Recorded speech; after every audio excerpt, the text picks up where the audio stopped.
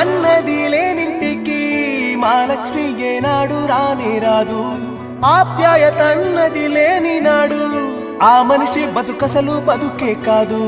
విడిపోయి కూడే వేళ భారాలే తీరేను, దూరాన నవే నాడో తీరాన్ని చేరేను.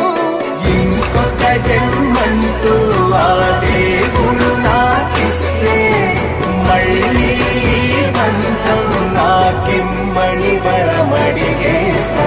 ఎవరేమి అంటున్నా ఎవరేమి చేస్తున్నా అనుబంధమే